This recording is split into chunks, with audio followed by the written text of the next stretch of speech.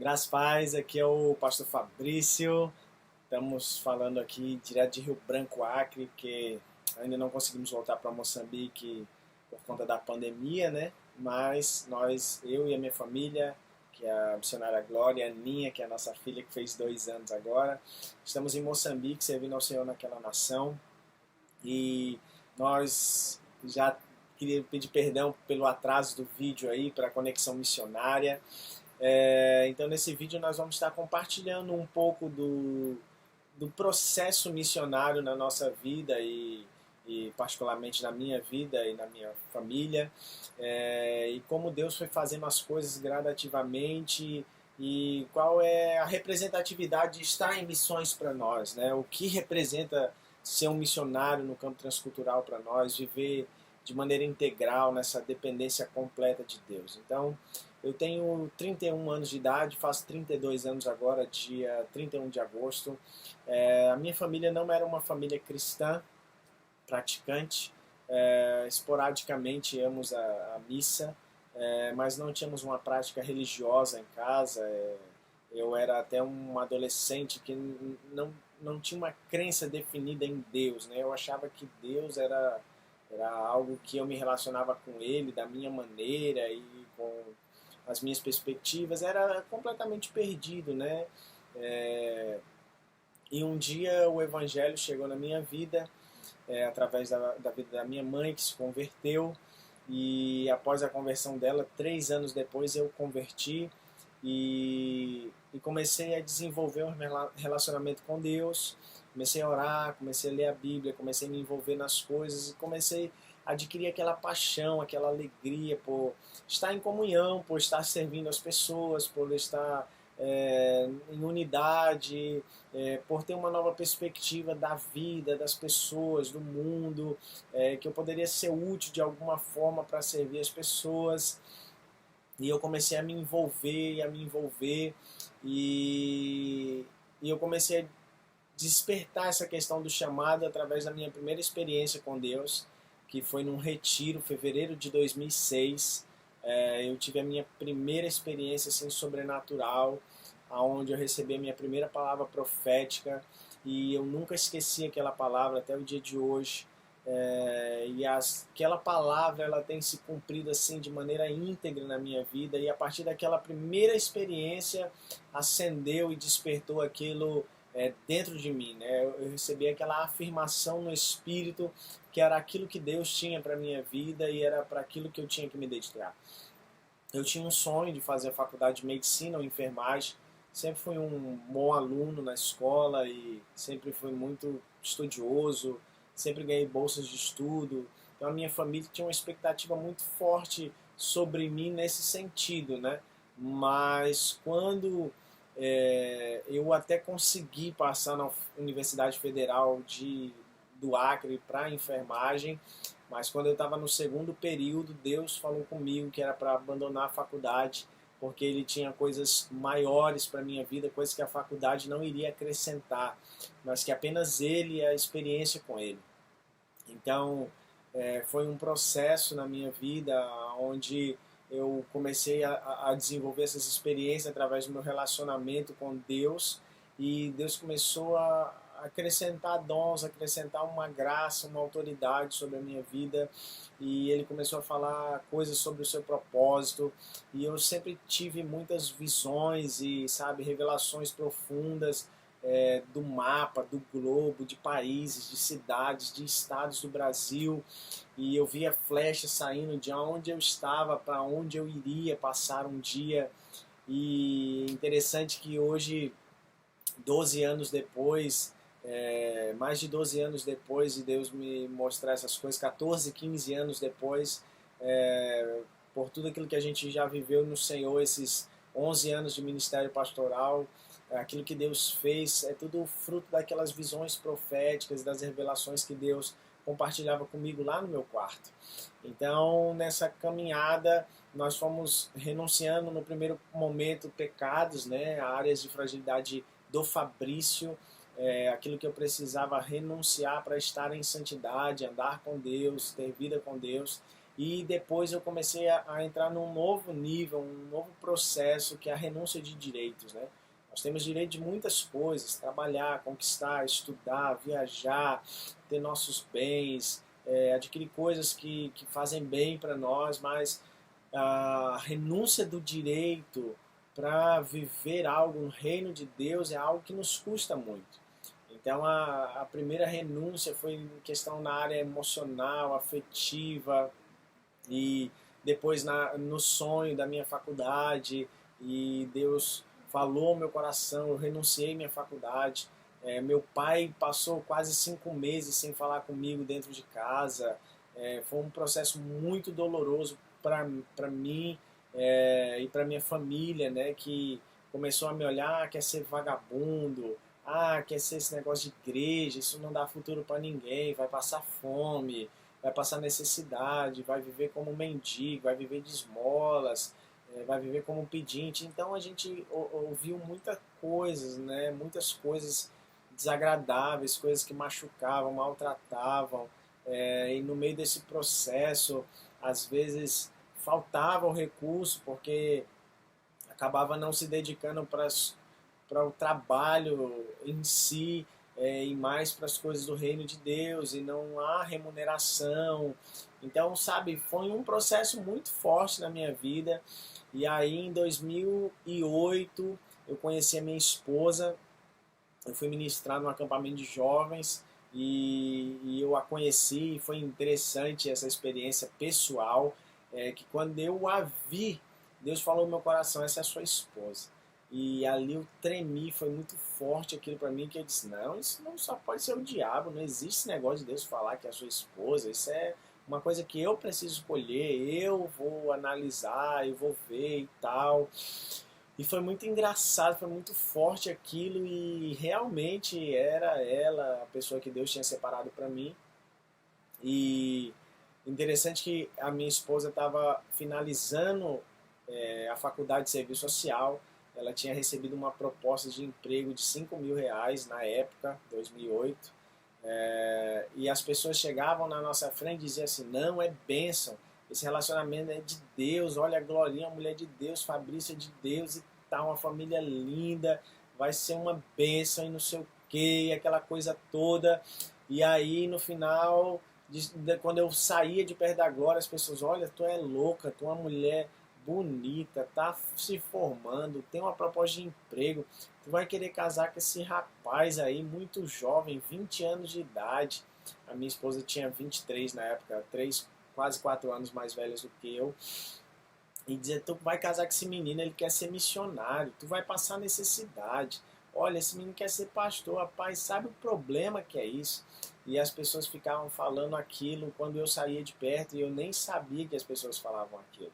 E ela também não me falou, ela só me falou depois que a gente casou, né? Então as pessoas tentavam jogar um balde, as pessoas não falavam de mau caratismo, de preguiça, não, elas... A proposta de negação delas para nós nos tornarmos uma família era porque eu queria ser um obreiro no reino de Deus, eu queria servir integral, e eu queria viver para o Senhor. E isso fazia com que as pessoas se revoltassem, e não queriam que ela se casasse, porque ela ia estragar a vida dela, porque ela ia casar com um cara que queria ser missionário. Então nós casamos dia 31 de janeiro de 2009, 4 meses depois que a gente se conheceu. E vamos fazer agora janeiro de 2021, 12 anos de casado, graças a Deus, e esperamos aí estar juntos até que o Senhor nos leve. Então nós começamos, e nesse processo Deus também foi falando com ela, e ela saiu do emprego, e ela disse: Mô, eu quero sair do emprego, eu quero estar integral também. E aí eu disse: olha, é uma escolha pessoal sua. Se você quer renunciar a essa proposta de emprego, não tem problema nenhum. Nós vamos seguir, e Deus vai nos prover, Deus vai fazer um milagre nas nossas vidas. E aí eu disse: é uma escolha sua. Ela disse: eu vou largar tudo. Então largou, e desde então já vai fazer 12 anos que nós vivemos integral, na dependência completa de Deus, né? A dependência de Deus para o obreiro transcultural, ela é diferente de alguém que trabalha. porque alguém que trabalha, ela sabe que no fim do mês ela tem um rendimento fixo, ela sabe quanto que ela pode gastar, ela sabe qual é o limite do cartão, ela tem uma estrutura base para ela. Nós não.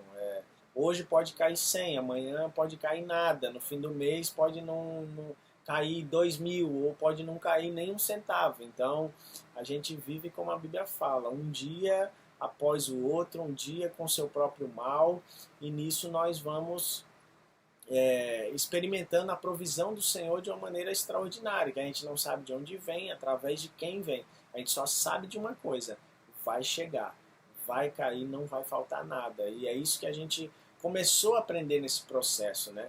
Nesse processo onde ela saiu do emprego, onde nós vivemos completamente integral no reino de Deus.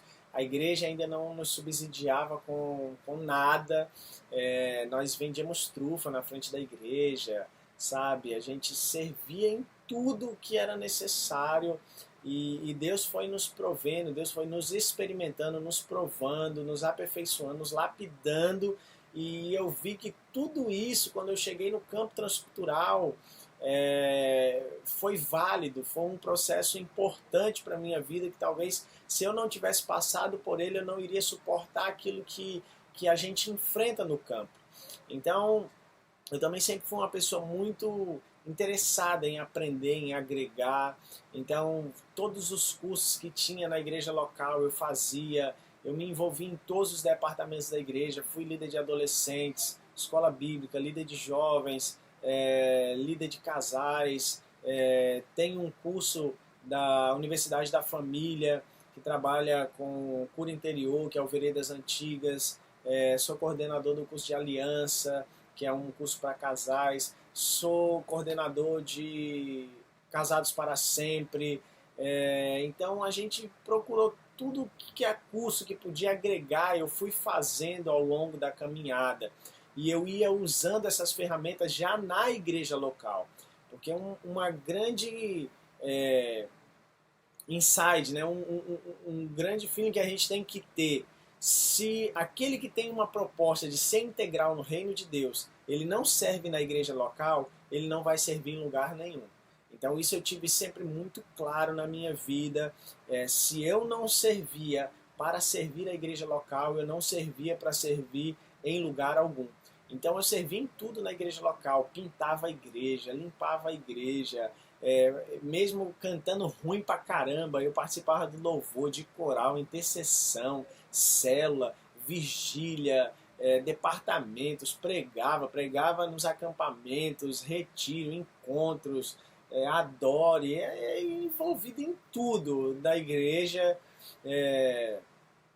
E era um prazer para mim, era uma alegria, uma satisfação. E a minha esposa, depois que casamos também, do mesmo jeito, envolvidos em tudo: visitas, aconselhamento, discipulado, capacitação, em estudos, sabe? Tudo a gente estava envolvido. E a igreja foi criando essa identidade do Fabrício e da Glória como obreiros do reino de Deus, da obra do Senhor. Que nós tínhamos essa disponibilidade de estar integral no reino de Deus. E aí a igreja começou a nos abençoar, irmãos da igreja local. Posteriormente, depois de 2 anos, a igreja local começou a nos dar uma oferta de subsídio.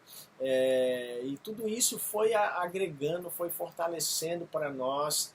E até que chegou um momento onde Deus falou com a minha esposa, em primeiro lugar, sobre África. E aí eu sempre falava de países e tudo mais, mas eu particularmente não tinha a perspectiva que eu iria morar em outro país. E aí quando Deus falou com a minha esposa, eu disse: você tá doido, eu não vou morar na África não, rapaz, eu quero só ir lá conhecer e voltar. E aí interessante que Deus também falou comigo: olha, é o tempo.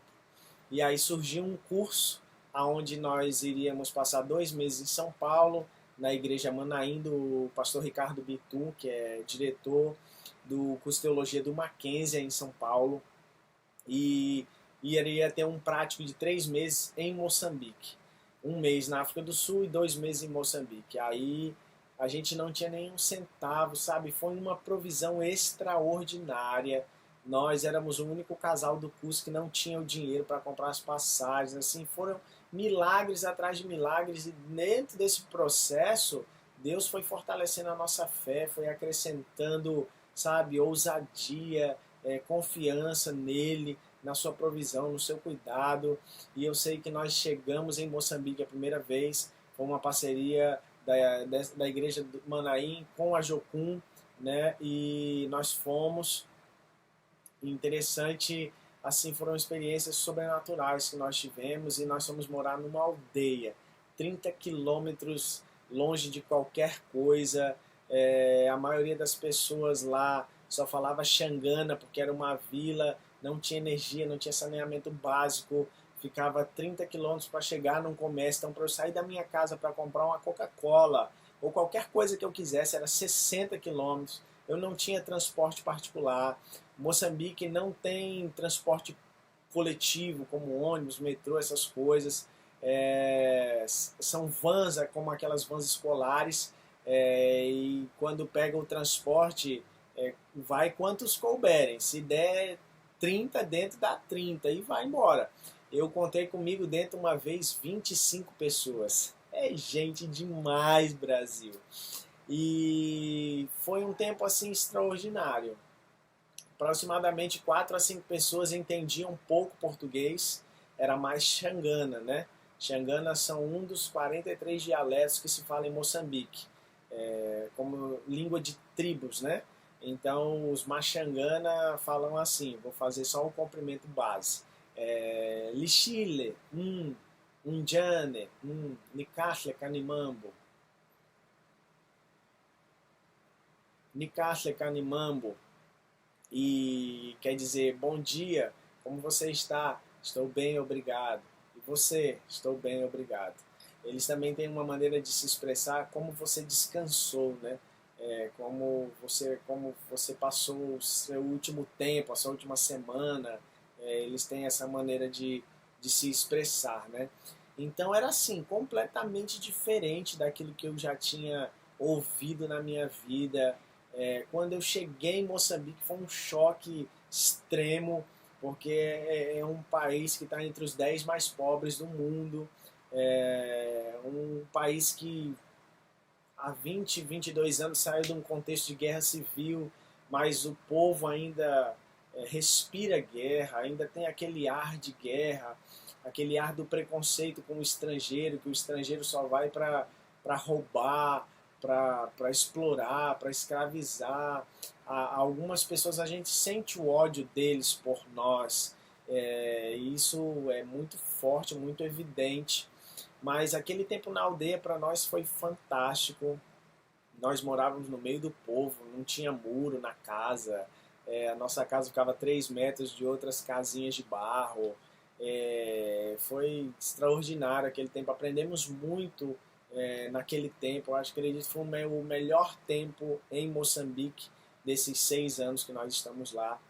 Muitas experiências extraordinárias com Deus, muitas coisas que vieram para ministrar o nosso coração. E uma delas foi quando eu vi as crianças mexendo no lixo que a gente descartava, que a gente fazia tipo um buraco grande, fazia uma parede de tijolos, e aí a gente queimava o resto das latas, das coisas do lixo, né? Que a gente cozinhava e fazia, e as crianças iam mexer, e aquilo começou a fazer muito mal para mim. Eu disse, mas Deus, o que eu estou fazendo aqui, Senhor? Eu não vou conseguir ajudar todo mundo, porque às vezes a gente conseguia ajudar 5, 10 crianças, mas daqui a pouco tinha 50, 60, 100 crianças na frente da nossa casa, e a gente ficava desesperado, porque não tinha o que fazer, não tinha como ajudar, não tinha dinheiro suficiente. Então eu comecei a ficar mal, e aquilo começou a me fazer mal, e eu disse, Glória, a gente vai embora, eu não tenho o que fazer aqui, eu não tenho como ajudar esse povo, sabe, eu acho que a gente ouviu errado, tá errado. E aí eu comecei a orar, e o Senhor falou comigo, e perguntou assim para mim, Fabrício, quantos anos você tem? Na altura eu tinha 23 para 24 anos, e aí eu falei para o Senhor, e ele perguntou, quanto tempo existe o povo africano, Fabrício? Eu disse, Senhor, uns 3, 4 mil anos ou um pouco mais. E ele disse, pois é, Fabrício, foi você que cuidou deles todo esse tempo, né? Se não fosse você, eles não estariam vivos até hoje. E aí eu entendi aquilo que o Senhor queria ministrar no meu coração, que quem cuida é Deus. E o Senhor falou comigo assim, Fabrício, faz apenas a tua parte. Se você pode ajudar um, ajude um com excelência. Se é 10, 10, 20, 20, ajude quantos você puder, mas ajude com excelência. Ajude com o seu melhor. E desde aquele dia entrou uma paz no meu coração e hoje eu consigo lidar com aquele ambiente de miséria, né? As pessoas dizem, no Brasil também tem a África brasileira, mas é uma faixa muito pequena da população. Para um país de extensão continental como o nosso, assim, não é quase nada. Moçambique são 70, 75%, 80% do país é um contexto de miséria. Pessoas que se alimentam uma vez por dia, quando se alimentam. Às vezes passam 3 dias sem se alimentar. Tempo de fome, eles comem lagartas de fogo, aquelas lagartas peludas que queimam, fazem um preparo de folhas de abóbora com barro para comer. É uma coisa extrema, assim, fora da nossa realidade. Eu posso falar para vocês, posso mostrar vídeo, mas assim, não expressa o que é. Às vezes, depois a gente voltou ao Brasil e depois a gente foi pela Igreja Metodista Wesleyana mesmo, que é a nossa igreja, a igreja que eu sou pastor. Nós entramos 200 quilômetros, às vezes, no meio do nada, não tem nem estrada. A gente vai abrindo estrada com carro. E eu fico pensando assim, Deus, como o Senhor ama essas pessoas? Porque só o Senhor mesmo para trazer alguém para vir aqui, porque alguém em sã consciência não iria vir até aqui. Mas o Senhor deseja cuidar desse povo e às vezes eu fico pensando o que eles comem, como sobrevivem naquela situação. Porque não tem energia, não tem água, não tem nada. Eles sobrevivem do que planta. Se chover e regar a planta e nascer, eles comem, senão morrem de fome. É uma coisa assim absurda que foge da nossa concepção, da nossa cosmovisão. E nós chegamos pela Igreja Wesleyana no norte de Moçambique em 2015, final de 2015, e nós já vamos fazer agora, nesse ano, 5 anos que estamos no projeto Moçambique. Chegamos no projeto já uma outra realidade dessa primeira experiência que eu tive na aldeia. Nós continuamos a visitar aldeias, mas não moramos na aldeia, né? Nós moramos numa pequena cidade chamada Nacala Porto, no norte de Moçambique. Já tem energia, graças a Deus. Já tem alguns mercadinhos perto de casa. Tem algumas coisas, a gente consegue comer parecido aqui com o Brasil, apesar de que a alimentação é muito cara, mas nós conseguimos comer parecido, né? E já é outro povo, outra cultura. No norte são os Makua, são 43% da população de Moçambique, que hoje são 27 milhões de pessoas. Então o maior clã, né, são os Macuas, que já é outra língua, né? Salama Kaikihali, Moxelilia, Salama, Kushukuru. E quer dizer bom dia. Como você está? Estou bem, obrigado. Como você descansou? Descansei bem, obrigado. Então é completamente diferente daquilo que a gente tinha vivido com os Xangana, né? O povo Makua já é um povo mais guerreiro, assim, foi eles que iniciaram a rebelião contra os portugueses e a colonização. É um povo de guerra. É um povo muito forte, é um povo muito... uma personalidade muito forte, que é diferente dos Xangana, que já é um povo mais amistoso, é um povo mais servo. Então a gente já sofreu um outro choque cultural quando a gente foi para o norte, e tudo foi agregando aprendizado, crescimento, amadurecimento em relação a esse processo de estar em outro país, em outra cultura, subculturas, tradições. Isso a gente vai desconstruindo muita religiosidade que acaba a gente estabelecendo inconscientemente aqui no Brasil, e outras pessoas que moram em outros países também constroem. Quando a gente se depara com uma realidade num contexto africano, a gente precisa desconstruir muita coisa, quebrar muitos paradigmas para a gente conseguir se tornar efetivo, né, naquela nação. E foi uma coisa que nos marcou muito quando a gente saiu de Chaquelane, no primeiro momento que nós moramos lá. Foi isso, que quando as pessoas souberam que a gente estava indo embora, as pessoas iam lá em casa e elas traziam um intérprete e ele dizia, olha, não havia diferença da cor entre nós. Nós éramos irmãos, nós fazemos parte da mesma família. E aquilo para nós é o suprassumo, né? É o sucesso de qualquer missionário que vive num campo transcultural. Ele está inserido no meio de um povo e aquele povo olhar para você e ver você como alguém semelhante a ele, que faz parte do seu contexto. Para nós, esse é o êxito completo de estar em missões. E no norte de Moçambique nós temos construído isso, né, no projeto Moçambique. A princípio nós estávamos em Alua, supervisionando 10 igrejas, mas não pastoreando localmente, mas dando treinamento, capacitação e trabalhando nas construções.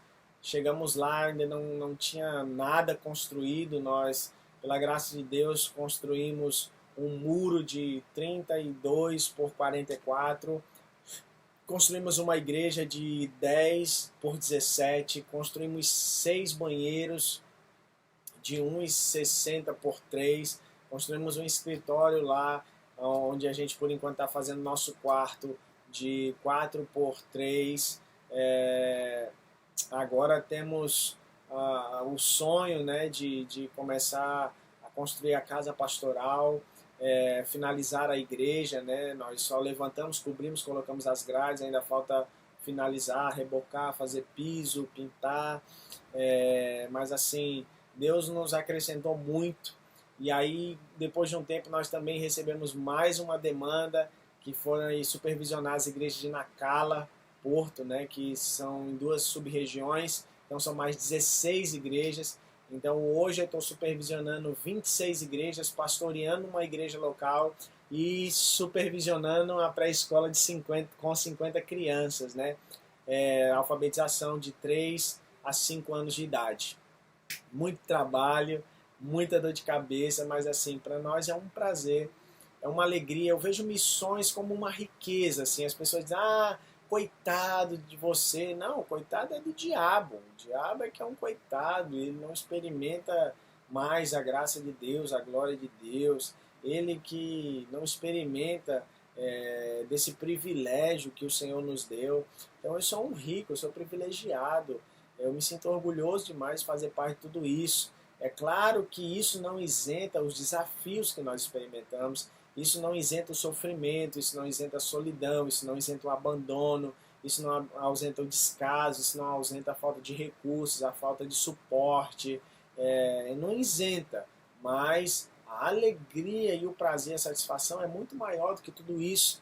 E eu tenho entendido aquele texto que Paulo fala, né? Mesmo não tendo nada, tendes tudo. E ainda que não tenha nada, ainda está enriquecendo a muitos.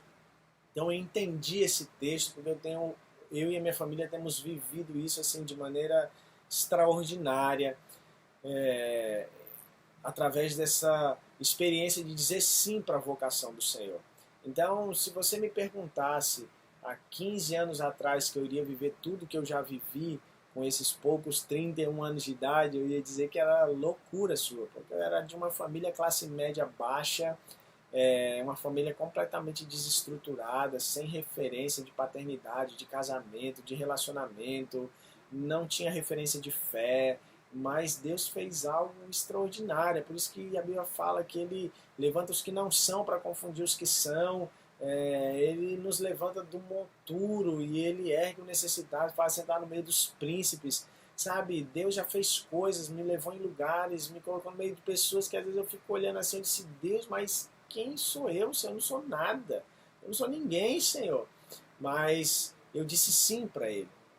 O dizer sim tem as suas peripécias, né? Tanto de maneira negativa para o sofrimento e lapidação do Senhor, mas também tem as coisas positivas, também coisas extraordinárias e coisas fantásticas que só aquele que vive uma dependência completa de Deus vai entender, vai viver e vai testemunhar. Então, hoje nós estamos ali trabalhando com treinamento, discipulado, capacitação de líderes, visita nas aldeias e com a pré-escola, né? Ali em Nacala, mas também tem o nosso centro infantil em Namialo e temos um novo sonho, né, junto com o pastor Joel Mila, que é abrir em Nampula mais uma igreja e mais uma pré-escola, e estamos sonhando com isso, né? O projeto já tem mais de quase 20 anos de projeto, já avançamos muito. Hoje nós somos 41 igrejas, né? 3 são igrejas sede, as outras são congregações. Temos um centro infantil em Namialo com toda a estrutura que atende 120 crianças, e agora estamos sonhando na construção do centro infantil em Nacala para atender mais pelo menos 100 crianças, né? Então, Deus tem feito muitas coisas em Moçambique e eu me sinto privilegiado por fazer parte de tudo isso. Mais um, né, dos muitos que já passaram lá e contribuíram, serviram. Iniciou com o pastor Fausto, né, o pastor português, que começou o projeto, depois a missionária Concelita, depois tantos outros que passaram. Agora nós estamos, daqui não sei Deus quantos anos, vamos sair para outro lugar, mas outros vão chegar e vão continuar servindo, e isso é um prazer, né, fazer parte do legado do reino de Deus na face da terra. Então, muitos desafios nós enfrentamos, né, quando nós chegamos em um país. A língua, cultura, usos e costumes, vestimenta, alimentação, maneira que eles tratam as pessoas, a sua crença, tudo isso gera um choque para nós, e um choque engraçado. Quando eu cheguei e morava na aldeia, e que eu comecei a fazer amizade com um rapaz, e um dia a gente estava andando na rua e ele pegou e segurou na minha mão e ficou andando de mão dada comigo. Aquilo para mim foi surreal, eu fiquei sem saber o que fazer. E aí depois eu fui perguntar o que aquilo significava para ele. E ele falou que ele só anda de mão dada com outro homem quando ele considera aquele outro homem como se fosse um irmão para ele, um irmão de sangue para ele. Então ele tem uma honra, ele tem um respeito tão grande que ele anda de mão dada para todos ver que ele tem uma amizade muito profunda, um vínculo muito profundo com aquela pessoa. E aquilo eu me senti muito honrado e de ter conquistado aquele espaço no coração dele. Outra vez foi muito engraçado, eu fui sair de casa e como a gente morava no meio da aldeia, quando eu saí, as mães, que é a maneira que a gente trata as mulheres mais velhas ou casadas em Moçambique, tava com os seios lá de fora. Eu disse: glória, pelo amor de Deus, vai falar com aquela mulher que ela tá com os peitos de fora, meu Deus, trabalhando no roçadinho, né, na plantaçãozinha da casa dela. Eu disse: glória, mulher doida, tá pelada ali, rapaz, tá com os peitos de fora. E aí depois eu descobri que para as moçambicanas, não das cidades, das aldeias, o que é, sim, imoral para elas não é mostrar o seio, deixar o seio aparente. O que é imoral para elas é da cintura para baixo, parte das nádegas, da coxa, é o que é mais tentador para o homem, né? Então não é o seio. O seio eles veem como uma figura de honra, né? Porque ela conseguiu amamentar, suprir a necessidade do filho, principalmente quando tem seio farto, que ela deu muito leite, provavelmente os filhos dela sobreviveram. Então aquilo também quebrou um preconceito que eu tinha, né? E às vezes a gente chega lá e nós já temos tantos conceitos distorcidos na nossa mente que quando a gente chega, tudo a gente quer demonizar, tudo a gente quer criticar e tudo mais. E quando a gente vai entender o conceito que tem no ato ou no posicionamento, a gente acaba sendo muito ministrado, né? E aprende que, na verdade, nós temos uma cultura com a moral sexual muito exagerada e que a gente é muito contaminado com isso, né? E que existem outras culturas, outros países que não levam tudo para o cunho sexual, né? Então a gente foi aprendendo muito. Quando a gente sai do nosso país e vai para outro país, às vezes a gente já pensa que vai mais ensinar do que aprender. E principalmente num país de cultura é, de extrema pobreza, de miséria, né? De calamidade, a gente pensa, não, a gente vai agregar muito. E na verdade, quando a gente chega lá, a gente mais aprende do que ensina. Então a gente aprendeu demais com o povo moçambicano, com a sua simplicidade, a sua alegria, sabe? Eles dançam do nada, minha gente. Você está passando no meio da rua, não tem nada. O povo mora numa casinha de barro 2x3 e ele está dançando. Às vezes o povo passa 3 dias sem comer, mas quando ele vai num culto, ele dança 6 horas sem parar. Ele passa a madrugada numa vigília dançando, louvando, adorando, chorando. Eu cansei de ser ministrado demais em pequenas igrejas no meio do nada, com umas 10, 15 senhoras, sabe, com crianças. E quando elas começavam a cantar, elas começavam a chorar, adorando ao Senhor, e aquilo, sabe, rasgava minha alma. Eu disse, meu Deus, mas a gente está lá no Brasil com igrejas grandes, som de primeira qualidade, ministério do louvor impecável, mas a gente não consegue rasgar o coração. Meu Deus, como a gente precisa aprender com esse povo. E uma canção que marcou muito a minha vida, eu vou cantar um pouquinho para vocês e vou depois traduzir para o português, né? Ela fala assim: Angakona, Mungana, Umana, Kurhava, Kurhava, Kurhava, Kurhava, Jeso, Jeso, Washi, Timba Ikwaso, Wahi Fambisa, Wahi Fambi, Sai Masiku, Uquihilwe, Afanaka, na Yesu, Uhavaku, Hava, Uhavaku, Hava. E essa canção fala, né, que não há outro amigo, não há outro Senhor, não há ninguém que morreria no meu lugar, não há ninguém que se compare a Ele, ninguém é como Jesus, sabe? E ver o povo cantando, sabe, às vezes horas e horas a mesma canção, e chorando e adorando, sabe? Sem tempo, sem limitação, sem restrição, sem aquela liturgia exagerada, sabe? Sem aquela coisa cronometrada, uma liberdade no espírito, sabe? Nossa, ministra muito o nosso coração.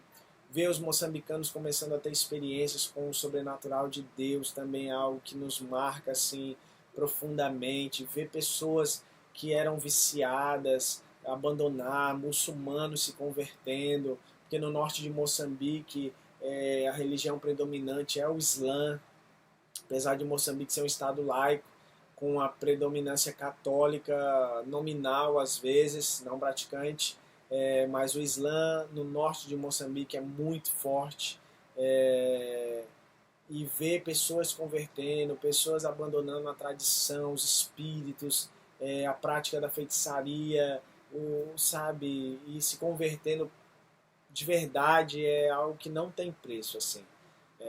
Nós sofremos quando vamos para outro país, mas também sofremos quando voltamos.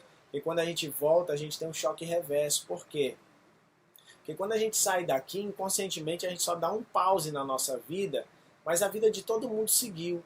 Todo mundo fez novas amizades, se envolveu com um novo grupo de pessoas, desenvolveu afinidade com outras, e a gente saiu, desapareceu da vida delas, e do nada, depois de 1, 2 anos fora, a gente volta e a gente chega e só aperta o play, mas a vida daquela pessoa que era teu amigo, que tinha comunhão com você, ela já não tem mais. Ela já desenvolveu amizade com outras pessoas, e aí quando a gente chega, a gente se sente deslocado, parece que a gente não faz mais parte do ambiente que pra gente era extremamente seguro, confortável e cheio de amor e ternura.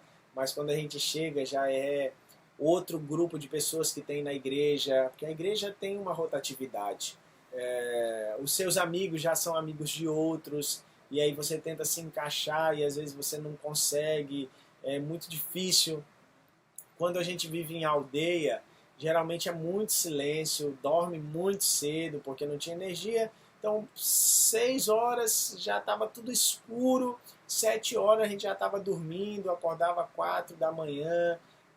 E quando eu cheguei aqui foi engraçado, a primeira vez, depois de passar um ano fora, minha família querendo conversar, falar, muito barulho, aquela confusão doida. Eu disse, gente, pelo amor de Deus, faça silêncio, vocês fazem barulho demais, minha gente.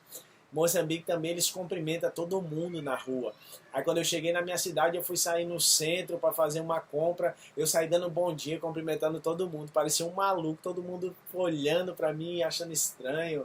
Coisas que a gente vai pegando, né? Então a gente tem o choque quando vai e a gente tem o choque reverso quando a gente volta do país que a gente tá inserido, né? Então, o missionário, ele não tem renda fixa, o missionário, ele não tem uma estrutura como um pastor de igreja local tem.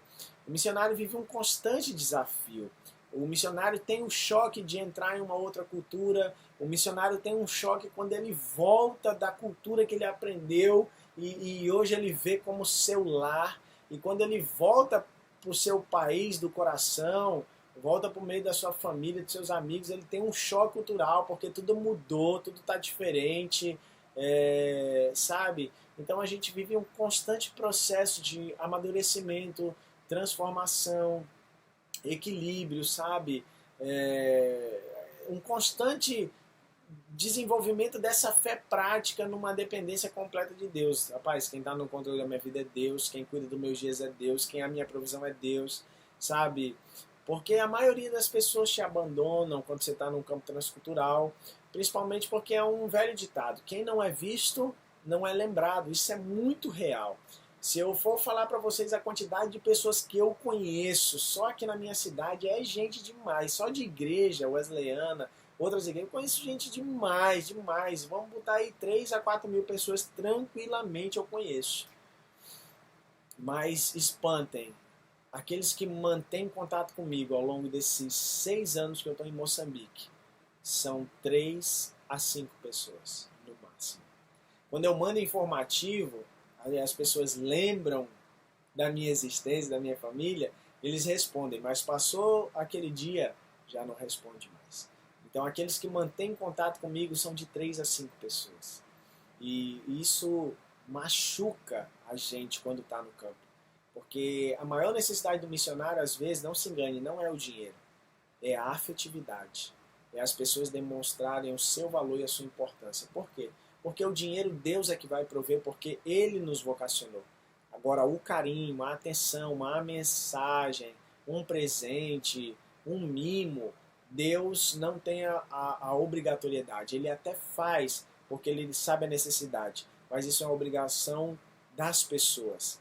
Porque o que eu posso fazer, Deus não faz.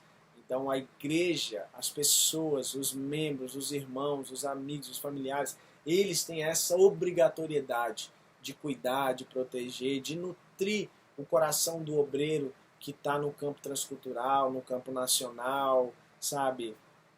É papel da igreja fazer isso. E às vezes a igreja é muito omissa em relação a isso.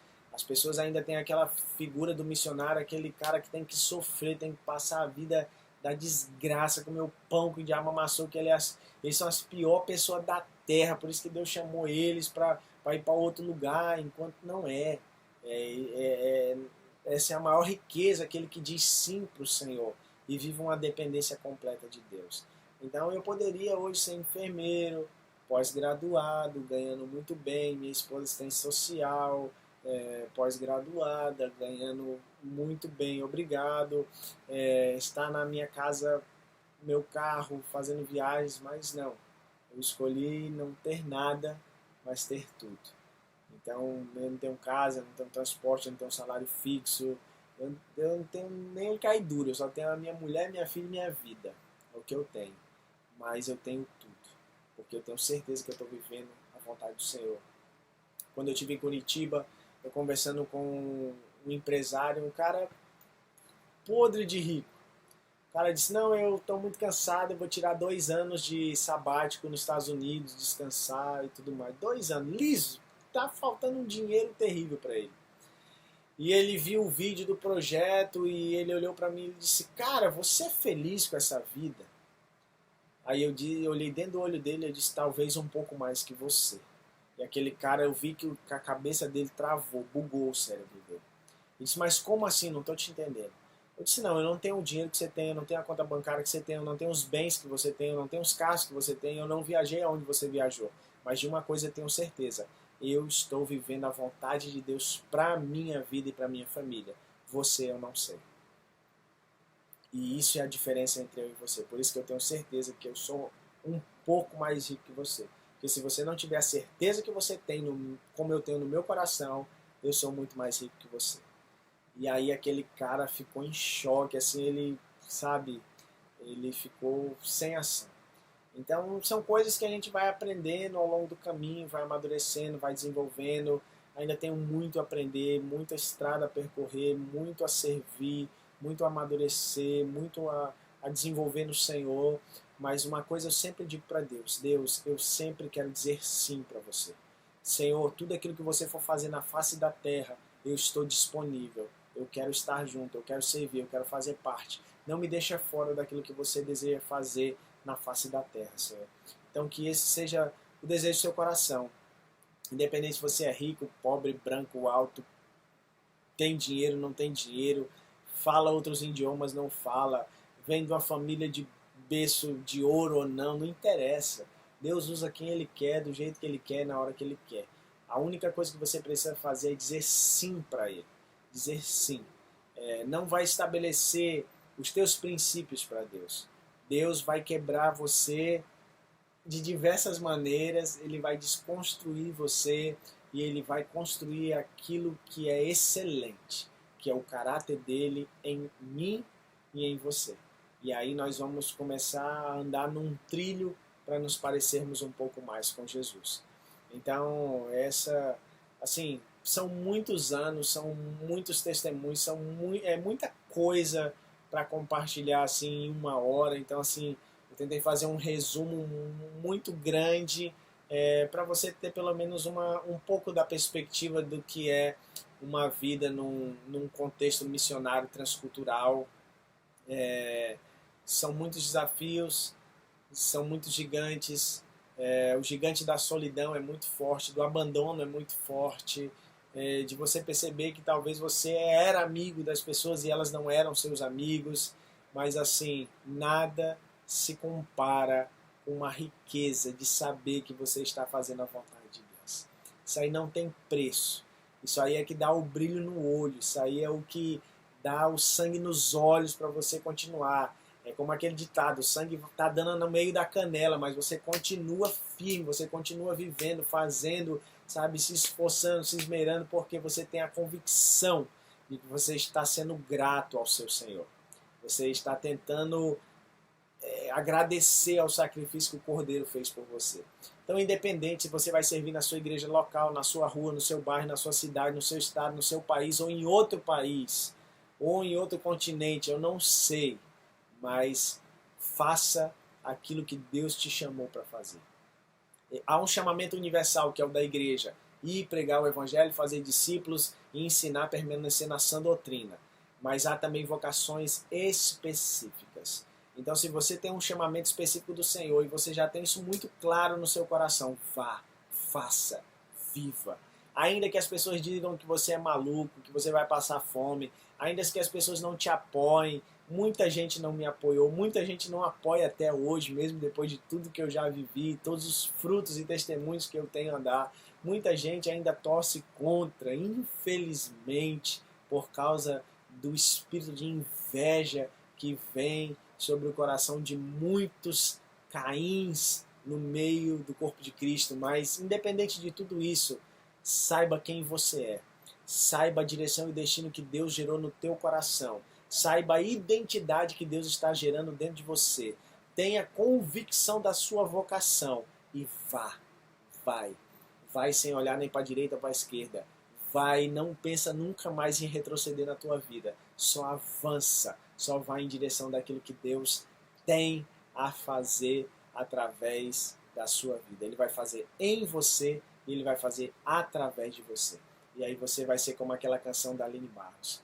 Como um farol que brilha à noite, como ponte sobre as águas, como abrigo no deserto, como flecha que acerta o alvo. Eu quero ser usado da maneira que te agrada, Senhor, em qualquer hora e em qualquer lugar. Eis aqui a minha vida, usa-me. Que essa seja a canção da nossa vida. Independente de onde você vai servir, quem você vai servir, sirva. Se você não nasceu para servir, você não nasceu para estar em lugar algum. Se você não nasceu servo, você não serve. Então sirva, independente de títulos, independente de cargos, independente de departamentos, sirva. Ame as pessoas, sirva as pessoas, pregue o Evangelho, viva uma vida intensa pelo reino de Deus. Deixe o Espírito Santo se manifestar em você e através de você. Seja um instrumento de justiça, seja um instrumento que manifesta o amor de Deus e o reino de Deus por onde você passar. Deus te abençoe. Beijo do preto. Foi um prazer estar compartilhando um pouco dessas experiências com vocês. E se o Senhor permitir um dia, vamos estar aí na igreja visitando vocês pessoalmente e compartilhar um pouco mais daquilo que o Senhor tem feito na vida desse pobre servo inútil. Porque o inútil é aquele que faz pelo menos o que o Senhor manda. É o que eu quero ser, pelo menos um servo inútil. Amém? Deus abençoe. Muito obrigado. Fica na paz. Chegla!